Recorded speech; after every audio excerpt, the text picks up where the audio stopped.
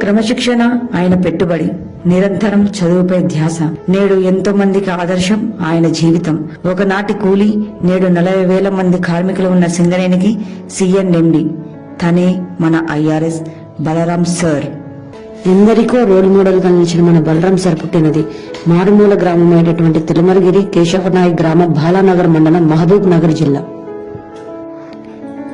పుణ్య కేసరి దంపతులకు 7 సంతానం, 6 అబ్బాయిలు, 1 అమ్మాయి. అందులో మొదటి సంతానం మన బలరాం సార్. పెద్ద కొడుకుగా పుట్టడం వలన మొదటి నుంచి బరువు బాధ్యతలు మీద వేసుకుని అర్థం చేసుకుని చదవడం, తల్లిదండ్రులకు ఆర్థికంగా ఇబ్బంది పెట్టకుండా ఉండాలని మనస్తత్వం వచ్చింది. 1 నుంచి 5వ తరగతి వరకు తన స్వగ్రామంలోనే చదివారు. 6 నుండి 8వ తరగతి వరకు ప్రక్కర గ్రామంలో ఉన్న స్కూల్ కి 5 కిలోమీటర్లు నడుచుకుంటూ వెళ్లడం, మరలా 5 కిలోమీటర్లు నడుచుకుంటూ రావడం జరిగేది. 9 మరియు 10వ తరగతులు జడ్చర్లలోని గవర్నమెంట్ హాస్టల్లో చదువుకున్నారు. తన 6వ తరగతి నుండి సెలవులు వచ్చినప్పుడల్లా తల్లిదండ్రులతో పాటు పనికి వెళ్లేవారు. చేనెంబర్, అంబర్పేట్, తిలక్ నగర్లలో ఇసుక పని, పార పని, మాలందించడం, సిమెంట్ పనులు చేశారు. గ్యాస్ సిలిండర్లు భుజాలపై వేసుకుని 5వ అంతస్తు వరకు మోసుకుని వెళ్లడం, వేసవి సెలవులలో పని కోసం చాక్లెట్ కంపెనీ కన్స్ట్రక్షన్ అవుతున్న సమయంలో పని జరుగుతుంటే కాళ్లకు చెప్పులు లేకుండా సిమెంట్ పని చేయడం వలన గాయాలు అయిన సందర్భంలో కాళ్లకు పసుపు, కొబ్బరి నూనె రాసుకుని మరుసటి రోజు పనికి వెళ్లాలని కష్టాన్ని, బాధని ఓర్చుకుని కూలి పనులు చేశారు. ఆర్థికంగా అమ్మ నాన్నలకు సహాయం చేయాలనే ఆలోచన, పెద్దవాడు తనే కావున తమ్ముళ్లను చదివించాలని హాస్టల్లో జాయిన్ చేయించారు.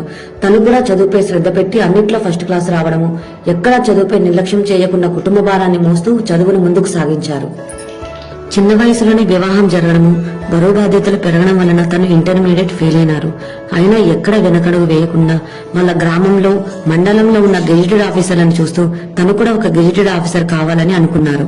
తన లక్ష్య సాధనలో ఎన్నో ఒడిదుడుకులు, కష్టాలు, అవమానాలు, బరువులు, బాధ్యతలు ఎన్నెన్నో అయినా ఎక్కడ వెనుతిరిగి చూడలేదు. చదువును ఎక్కడా ఆపలేదు. సివిల్స్ ప్రిపరేషన్ కోసం లైబ్రరీలలో, స్టడీ హాల్స్ లో తెల్లవారు 4 గంటల వరకు చదువుకున్నారు.